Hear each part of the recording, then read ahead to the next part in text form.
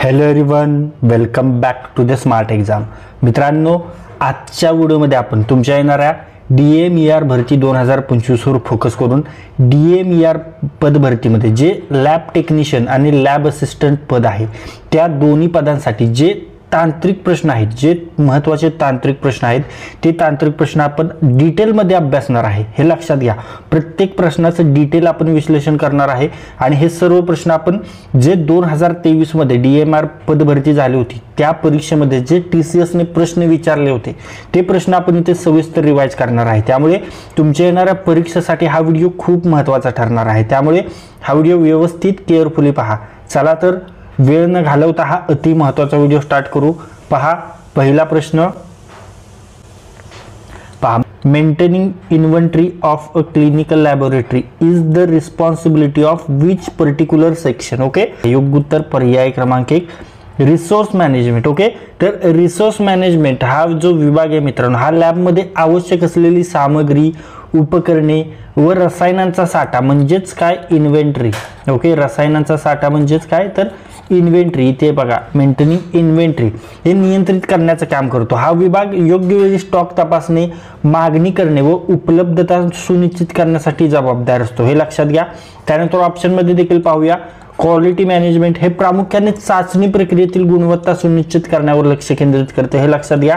Board of directors धोरणात्मक निर्णयाशी जबाबदार आहेत. लॅबशी काय संबंध आहे का तर नाहीये.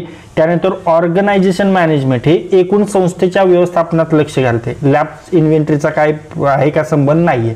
त्यानंतर समोरचा प्रश्न मित्रांनो, तुमच्यासाठी एक सूचना आहे. तुमच्या बऱ्याच मित्रांनी आपल्याला व्हॉट्सअपवर मेसेज करून, यूट्यूबच्या व्हिडिओजमध्ये कमेंट करून DMER जे लॅब टेक्निशियन असिस्टंट्स आहेत त्यासाठी व्हिडिओ बनवा रिक्वेस्ट केली होती. त्यानुसारच आपण व्हिडिओ बनवतोय, कारण त्याचा डाटा खूप कमी आहे आणि हा जो डाटा आहे आपण तो PYQ मधून घेतलेला आणि या संबंधी आपण जवळजवळ 1000 MCQ क्वेश्चन्स आपण बनवलेले आहेत तांत्रिक प्रश्नांवर फोकस करून. ओके, तांत्रिक प्रश्न बनवलेले आहेत आणि त्यामध्ये तब्बल जे तुमच्या परीक्षेमध्ये लॅबोरेटरी असिस्टंट आणि लॅब टेक्निशियनसाठी महत्त्वाचे PYQ आहेत. म्हणजे TCS ने फक्त महाराष्ट्रामध्येच नाही तर देशभरामध्ये ज्या ज्या परीक्षा घेतल्या त्यातून आपण ते 1000 MCQ आपण घेतलेले आहेत आणि ते पण तुम्हाला डिटेल विश्लेषण केलेले, एक्सप्लेन केलेले, त्याची PDF आपण बनवलेली आहे. जर तुम्हाला ती PDF हवी असेल तर तुम्हाला 98 23 93 18 27 या नंबरवर व्हॉट्सअप मेसेज करायचा आहे आणि यासाठी फक्त आणि फक्त आपण 79 रुपीज इतकी माफक फी ठेवलेली आणि 79 रुपीजमध्ये तुम्हाला हे 1000 क्वेश्चन्स मिळणार आहेत. परीक्षेच्या दृष्टीने खूप महत्त्वाचे आहेत. त्यामुळे आत्ताच हे क्वेश्चन्स घ्या आणि आपल्या अभ्यासाला एक वेगळी दिशा द्या. आता पहा, which of the following is the best way to manage reagents inventory. Okay, manage reagent inventory. तर पहा, ते आहे bar coding rich reagent. Okay, योग्य उत्तर पर्याय क्रमांक 1 bar coding of each reagent. म्हणजे प्रत्येक रिएजंटला बार कोडिंग केल्याने त्याचं ट्रॅकिंग, वापर, कालबाह्यता म्हणजेच एक्सपायरी आणि त्याचा जो साठा व्यवस्थापन आहे हे अधिक अचूकतेने करता येतं, म्हणून bar coding of each reagent. Okay, त्यानंतर ऑप्शन मध्ये डिस्पोजिंग ऑफ एक्सपायर्ड रिएजंट्स म्हणजे संपलेले रिएजंट्स आहेत ते टाकून देणे योग्य असले तरी ते नियंत्रण पद्धत नाही. हे लक्षात घ्या. त्यानंतर replacing all reagents with new ones म्हणजे जुन्या रिएजंटची जागा नवीन रिएजंट्सनी घेणे सामान्य पद्धत आहे, पण सर्वोत्तम ट्रॅकिंगसाठी काय आहे बार कोडिंग महत्त्वाचं आहे. ओके, त्यानंतर changing manufacturer of reagents from time to time म्हणजे निर्माता बदलणं ही धोरणात्मक बाब आहे, पण इन्व्हेंटरी मॅनेजमेंटसाठी उपयुक्त आहे का तर नाही, तर ती बार कोडिंग महत्त्वाची आहे. त्यानंतर समोरचा प्रश्न पहा, which colour vacutainer is used for immunological assays. Okay, तर ते आहे रेड. ओके, योग्य उत्तर पर्याय क्रमांक 1 रेड. पहा, इम्युनॉलॉजिकल ॲसेज म्हणजेच काय आहे तर प्रतिरक्षा. मी तुम्हाला मराठीत देखील सांगणार आहे मित्रांनो, कारण आपले मराठी जे GMC पद भरती आहे, ज्या GMC मध्ये देखील प्रयोगशाळा परिचर आहे पोस्ट, त्यामध्ये देखील हे प्रश्न महत्त्वाचे, त्यामुळे तुम्हाला मराठीमध्ये देखील सांगतोय प्रतिरक्षात्मक चाचण्या. ओके, यासाठी रेड टॉप वॅक्युटेनर वापरले जातात कारण त्यात कोणत्याही अँटीकोगुलंट नसतो, त्यामुळे सिरम तयार करता येतं जो या चाचण्यांसाठी आवश्यक असतं. हे लक्षात घ्या. त्यानंतर ऑप्शन मध्ये आहे ब्लू, तर कोगुलेशन स्टडीजसाठी वापरतात म्हणजे सोडियम सायट्रेट, त्यानंतर ग्रे ब्लड ग्लुकोज एस्टिमेशनसाठी वापरतात, sodium fluoride, potassium oxalate. Okay. आणि ग्रीन प्लाझ्मा केमिस्ट्रीसाठी वापरतात. ओके. ग्रीन प्लाझ्मा केमिस्ट्री हे लक्षात घ्या. त्यानंतर ग्रे कशासाठी, ब्लड ग्लुकोजसाठी. ओके. आणि ग्रे ब्लू कॉग्युलेशन स्टडीजसाठी वापरतात. ओके. त्यानंतर समोरचा प्रश्न पहा, the ambient temperature considered for conducting test in laboratory is, म्हणजे लॅबमध्ये चाचण्या करताना परिस्थिती म्हणजे तापमान किती हवंय, तर ते 21 ते 27 अंश सेल्सिअस. योग्य उत्तर पर्याय क्रमांक 1, 21 ते 27 अंश सेल्सिअस. बरोबर. म्हणजे लॅबमध्ये चाचण्या करताना जे ॲम्बियंट टेम्परेचर आहे, तापमान आहे, ते 21 ते 27 अंश सेल्सिअसमध्ये असावं, कारण या तापमानात चाचणी प्रक्रियेतील जी परिणाम आहेत ते विश्वसनीय राहतात आणि खात्रीशीर म्हणजे शुद्ध राहतात, हे लक्षात घ्या. त्यानंतर समोरचा प्रश्न, which of the following is use to sterilise endoscopes. Okay. Endoscope sterilise करण्यासाठी काय वापरतात, तर ते ग्लुटारेल्डिहाइड 2% वापरतात. योग्य उत्तर पर्याय क्रमांक 2, ग्लुटारेल्डिहाइड 2%. हे एंडोस्कोप सारख्या उष्णतेला असंवेदनशील वैद्यकीय उपकरणांचं निर्जंतुकीकरण म्हणजेच स्टेरिलायझेशन. ओके. निर्जंतुकीकरण म्हणजे काय, स्टेरिलायझेशन करण्यासाठी वापरले जातं. आणि हे एक अचूक उच्चस्तरीय निर्जंतुकीकरण करणारं रसायन आहे जे जीवाणू, विषाणू, बुरशी, बीजाणू म्हणजे काय, तर स्पोर्स यावर प्रभावी असते, हे लक्षात घ्या. त्यानंतर फॉर्मल्डिहाइड, तर हे देखील निर्जंतुकीकरणासाठी वापरलं जातं, परंतु गॅस स्वरूपात आहे. गॅस स्वरूपात व विषारी असल्याने एंडोस्कोपिकसाठी कमी वापरले जातं. Okay.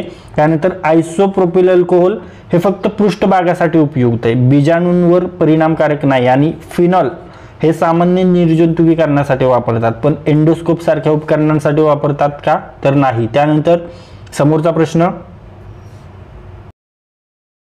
which of the following microbiological agents is used as a biological indicator in autoclaving laboratory instruments. Okay. तर ते आहे बॅसिलस स्टिरोथर्मोफिलस. ओके. योग्य उत्तर पर्याय क्रमांक 4, बॅसिलस स्टिरोथर्मोफिलस. ओके. हा काय आहे, तर हा जीवाणूंचे वाफेने निर्जंतुकीकरण म्हणजे बीजाणू ऑटोक्लेविंगसाठी बायोलॉजिकल इंडिकेटर म्हणून वापरले जाते, कारण हे बीजाणू उष्णतेला अत्यंत प्रतिरोधक असतात. ओके. त्यानंतर समोरचा प्रश्न,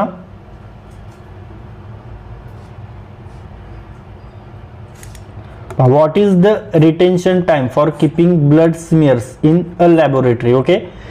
कीपिंग ब्लड स्मिअर्स, तर तो आहे 7 दिवसांचा. योग्य उत्तर पर्याय क्रमांक 2, 7 डेज. ओके. प्रमाणित प्रयोगशाळेमध्ये ज्या कार्यपद्धती आहेत त्या कार्यपद्धतीनुसार आणि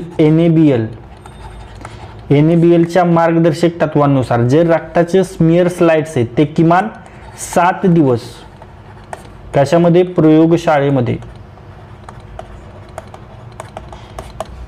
जतन करावं लागतात, म्हणजेच काय, रिटेन करून ठेवले पाहिजे. हे गुणवत्ता नियंत्रण व पुनरावलोकनासाठी उपयुक्त असतं. त्यानंतर समोरचा प्रश्न, the concentration of isopropyl alcohol to be used as a chemical disinfectant is 70%. योग्य उत्तर पर्याय क्रमांक 2, 70%. ओके. 70% आयसोप्रोपिल अल्कोहोल हे सर्वात प्रभावी रासायनिक काय आहे, डिसइन्फेक्टंट. हे सर्वात प्रभावी रासायनिक डिसइन्फेक्टंट आहे. यात असलेल्या 30% पाण्यामुळे अल्कोहोल पेशींमध्ये प्रवेश करते आणि प्रथिनांचे डिनॅच्युरेशन. ओके. डिनॅच्युरेशन करून जीवाणू नष्ट करतो, हे लक्षात घ्या. त्यानंतर समोरचा प्रश्न, मित्रांनो तुम्हाला पुन्हा एकदा आठवण करून देतो, तुमच्या जो लॅब टेक्निशियन आहे आणि लॅब असिस्टंट पद आहे, DAMRचं असो किंवा कोणत्याही किंवा GMCचं असो, त्या प्रयोगशाळा असिस्टंटसाठी, प्रयोगशाळा सहाय्यकसाठी आपण 1000 MCQ बनवलेले आहेत. त्यामध्ये तुम्हाला हे तब्बल तांत्रिक क्वेश्चन्स आहेत जे लॅब असिस्टंट, लॅब टेक्निशियनसाठी महत्त्वाचे तांत्रिक प्रश्न आहेत. ते तांत्रिक प्रश्न आहेत हे आपण जे TCSने किंवा ज्या अदर्स एक्झाम्स आहेत त्यामधून हे सर्व प्रश्न घेतलेले आहेत. VIMP प्रश्न आणि प्रत्येक प्रश्न आपण फुल डिटेलमध्ये एक्सप्लेन केलेला आहे. त्यामुळे तुमच्या परीक्षेसाठी हा प्रश्नसंच खूप महत्त्वाचा आहे. त्यामुळे आत्ताच 98 23 93 18 27 या नंबरवर व्हॉट्सअप मेसेज करायचा आहे, कॉल करायचा नाही. आणि फक्त 79 रुपीजमध्ये हा प्रश्नसंच तुम्हाला मिळणार आहे आणि यामुळे तुमच्या अभ्यासाला एक वेगळी दिशा मिळणार आहे. त्यामुळे आत्ताच हा प्रश्नसंच घ्या आणि आपल्या अभ्यासाला एक वेगळी दिशा द्या. आता पहा, what is the colour of the primary filter used in fluorescence microscopy. तर तो आहे निळा. योग्य उत्तर आहे पर्याय क्रमांक 1 ब्लू. ओके, तर पहा, फ्लोरोसेन्स मायक्रोस्कोपीमध्ये प्राथमिक फिल्टर निळ्या रंगाचा असतो, कारण तो निळ्या प्रकाशाचे फिल्ट्रेशन करून विशिष्ट लांबीच्या प्रकाशाचे उत्सर्जन करतो, जे नमुन्यातील फ्लोरोफोज आणि फ्लोरोफोजचं जे उत्तेजन आहे ते उत्तेजन करण्यासाठी मदत करतो. ओके, त्यानंतर ऑप्शनमध्ये आहे ग्रीन, हिरवा. काही फ्लोरोसेन्स इमिशनसाठी वापरला जातो पण एक्सिटेशनसाठी नाही वापरला जात. त्यानंतर व्हाईट म्हणजे पांढरा, फिल्टर म्हणून वापरला जात नाही. त्यानंतर क्रिम्सन हा एमिशन वेवलेंथ दर्शवतो, एक्सिटेशनसाठी नाही. ओके, त्यानंतर समोरचा प्रश्न, which of the following blood parameters requires the patient to be in supine position for at least 30 minutes before collecting blood by venipuncture. Okay, तर ते सीरम रेनिन लेवल. योग्य उत्तर पर्याय क्रमांक 1 सीरम रेनिन लेवल. पहा, सीरम रेनिन लेवल तपासण्यासाठी रक्त घेण्यापूर्वी रुग्णाला किमान 30 मिनिटं सुपाईन म्हणजे काय तर पाठ टेकवून, ओके, पाठ टेकवलेल्या स्थितीत ठेवणं आवश्यक असतं, कारण शरीराची स्थिती रेनिनच्या पातळीवर परिणाम करू शकते. ओके, त्यानंतर थायरॉइड फंक्शन टेस्ट यासाठी अशा पद्धतीची आवश्यकता नाही. लिव्हर फंक्शन टेस्टसाठी ही पोझिशन आवश्यक नाही. आणि ब्लड गॅस ॲनालिसिसमध्ये पोश्चर जे आहे, पोश्चरपेक्षा त्वरित प्रक्रिया महत्त्वाची असते, हे लक्षात घ्या. त्यानंतर समोरचा प्रश्न,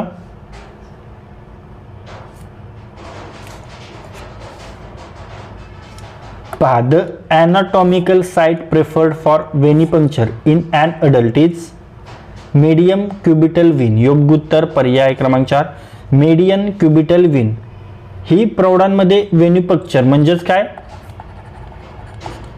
वेनिपंक्चरचा अर्थ तुम्हाला सांगतो, रक्त गोळा करणे. ओके, रक्त गोळा करण्यासाठी सर्वात सामान्य व प्राधान्याने वापरली जाणारी नस आहे, कारण ती सहज दिसते आणि स्थिर असते व इतर शिरांपेक्षा कमी जोखमीची असते, हे लक्षात घ्या. त्यानंतर समोरचा प्रश्न,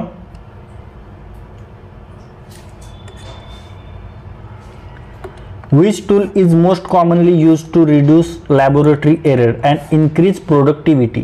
तर ते टूल आहे 6 सिग्मा. योग्य उत्तर पर्याय क्रमांक 3 6 सिग्मा. ओके, ही एक प्रक्रिया सुधारण्याची आणि गुणवत्ता व्यवस्थापनाची पद्धत आहे, जी चूक कमी करण्यासाठी व कार्यक्षमतेत वाढ करण्यासाठी वापरली जाते.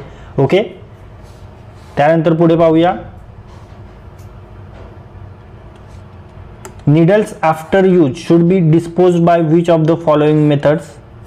तर burn by a needle destroyer machine. Okay, योग्य उत्तर पर्याय क्रमांक 1 burn by a needle destroyer machine. Okay, म्हणजे वापरलेल्या सुई निडल्स या निडल डिस्ट्रॉयर या तंत्राच्या साहाय्याने जाळून नष्ट करणे ही सर्वात सुरक्षित पद्धत आहे. यामुळे सुई पुन्हा वापरण्याचा धोका टाळता येतो आणि संसर्ग होण्याची शक्यता कमी होते. बरोबर. त्यानंतर समोरचा प्रश्न,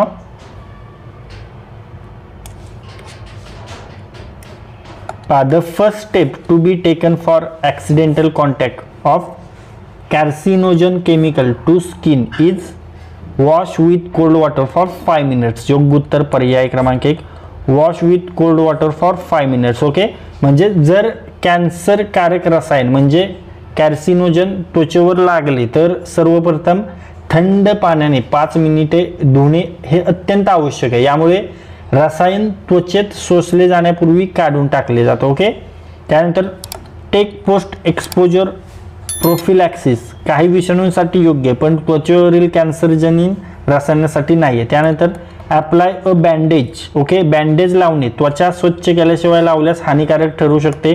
त्यानंतर apply betadine to the exposed part म्हणजे सुरुवातीस पाण्याने धुतल्याशिवाय हे वापरता येत नाही किंवा वापरू नये. ओके, त्यानंतर समोरचा प्रश्न, मित्रांनो या व्हिडिओची जी PDF आहे ती तुम्हाला या स्मार्ट एक्झाम मराठी या टेलिग्राम चॅनलवर मिळून जाईल. त्याची लिंक डिस्क्रिप्शन बॉक्समध्ये आहे. आणि जर हा व्हिडिओ आवडला असेल तर व्हिडिओला लगेच लाईक करून घ्या आणि आणखी अशा पद्धतीचे व्हिडिओ हवे असतील तर कमेंट बॉक्समध्ये आम्हाला कळवा. Okay. As per CDC recommendations, which of the following agents is used as a chemical disinfectant for laboratory? तर ते ग्लुटारॅल्डिहाइड. ओके. योग्य उत्तर पर्याय क्रमांक 3 ग्लुटारॅल्डिहाइड. ओके. तर CDCचा फुल फॉर्म काय आहे तर सेंटर्स फॉर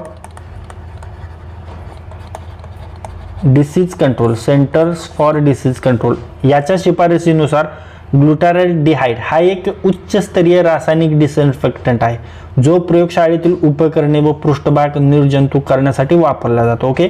त्यानंतर नॉर्मल सलाईन तर केवळ शारीरिक द्रव म्हणून वापरतात. पोव्हिडोन आयोडीन या त्वचेवरच्या वापरासाठी योग्य, पण लॅबमध्ये जो पृष्ठभाग आहे तो पृष्ठभाग किंवा उपकरणे डिसइन्फेक्टंट करण्यासाठी वापरला जात नाही. त्यानंतर फॉर्मल्डिहाइड प्रभावी असला तरी विषारी व गंधयुक्त असल्याने हे कमी प्राधान्य दिले जातं. ओके. हे लक्षात घ्या. समोरचा प्रश्न, which of the following disinfecting agents used in laboratories is sporicidal? तर ते हायड्रोजन पॅरॉक्साईड. योग्य उत्तर पर्याय क्रमांक 2 हायड्रोजन पॅरॉक्साईड. ओके. H2O2 हा प्रयोगशाळेत वापरला जाणारा प्रभावी स्पोरिसिडल एजंट. म्हणजेच काय, स्पोर तुम्हाला सांगितलं, स्पोर म्हणजे बीजाणू आणि स्पोरिसिडल एजंट्स म्हणजे काय असेल तर बीजाणुनाशक. हा बीजाणुनाशक आहे. तो काय करतो, जीवाणूंना मारणार. साहजिक आहे, स्पोर्स म्हणजे जीवाणू, त्यासोबत विषाणू आणि बीजाणूंवर कार्यक्षम असतो. हे लक्षात घ्या. त्यानंतर आयसोप्रोपिल अल्कोहोल हा जो आहे हा स्पोर्सवर प्रभावी नाही, फक्त सामान्य जीवाणूंवर प्रभाव करतो. त्यानंतर फिनेल काही प्रमाणात जीवाणुनाशक पण स्पोर्ससाठी अप्रभावी आहे. आणि बेटाडाईन हा त्वचेवरील निर्जंतुकीकरणासाठी उपयुक्त आहे पण बीजाणूंना पूर्णपणे मारत नाही. आपण मागेच पाहिले. समोरचा प्रश्न,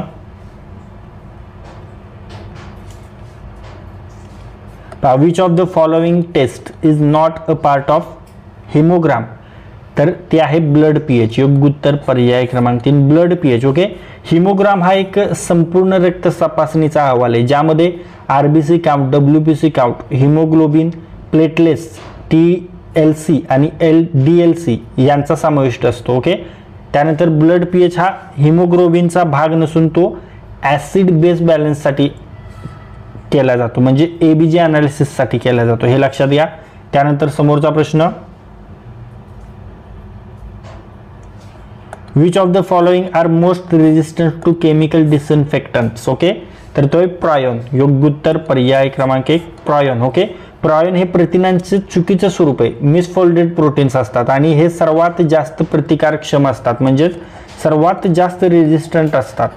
ते सामान्यतः रासायनिक डिसइन्फेक्टंट्सना दाद देत नाहीत आणि अत्यंत कठीण पद्धतीने नष्ट करावे लागतात. हे लक्षात घ्या. बॅक्टेरिया काही प्रमाणात प्रतिकारक्षम असतात पण साध्या डिसइन्फेक्टंटने ते नष्ट होतात. काही व्हायरस जसे इन्व्हल्व व्हायरस असतात ते सहज नष्ट होतात आणि फंगाय सामान्यतः डिसइन्फेक्टंट्सना उत्तर देतात. हे लक्षात घ्या. त्यानंतर समोरचा प्रश्न,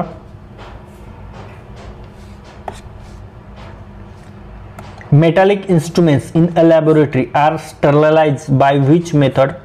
तर ती मेथड आहे ऑटोक्लेव्ह. योग्य उत्तर पर्याय क्रमांक 3 ऑटोक्लेव्ह. VIMP क्वेश्चन आहे. ऑटोक्लेव्ह ही मेटॅलिक इन्स्ट्रुमेंट्सचं निर्जंतुकीकरण करण्यासाठी सर्वात प्रभावी व सुरक्षित पद्धत आहे. हे लक्षात घ्या.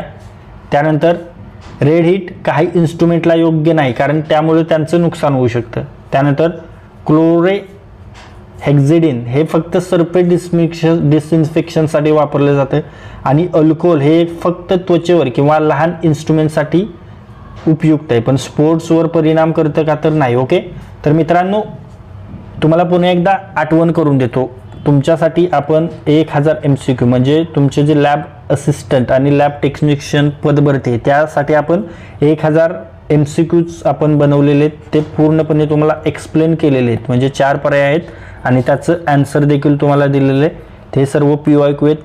हे जर तुम्हाला हवे असेल तर तुम्ही 98 23 93 18 27 या नंबरवर व्हॉट्सअप मेसेज करून 79 रुपीजमध्ये हा प्रश्नसंच घेऊ शकता. खूप महत्त्वाचा आहे.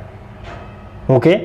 तर मित्रांनो, या व्हिडिओमध्ये आज आपण तुमच्या येणाऱ्या DMER पदभरतीवर फोकस करून DMER मध्ये जे लॅब टेक्निशियन आणि लॅब असिस्टंट पद आहे त्या पदासाठी आवश्यक असणारे तांत्रिक प्रश्न आपण अभ्यासलेले आहेत आणि हे सर्व तांत्रिक प्रश्न आपण जे DMR ची पदभरती झाली होती 2023 मध्ये, त्यामध्ये जे लॅब असिस्टंट आणि लॅब टेक्निशियन्सचे क्वेश्चन्स होते ते क्वेश्चन्स आपण इथे फुल डिटेलमध्ये अभ्यासलेले आहेत आणि या सर्व प्रश्नांचा फायदा तुम्हाला येणाऱ्या परीक्षेसाठी होणार आहे। त्यामुळे हा व्हिडिओ जास्तीत जास्त वेळा रिवाइज करा आणि जर हा व्हिडिओ तुम्हाला युजफुल वाटला असेल तर या व्हिडिओला लाईक करा, हा व्हिडिओ आपल्या कमीत कमी 10 मित्रांसोबत शेअर करा आणि जर हा व्हिडिओ तुम्ही पहिल्यांदाच या आपल्या स्मार्ट एक्झाम चॅनलवर पाहत असाल तर या आपल्या स्मार्ट एक्झाम चॅनलला सबस्क्राईब करा आणि बेल आयकॉनला हिट करा। तर लाईक करा, शेअर करा आणि सबस्क्राईब करा। थँक्यू।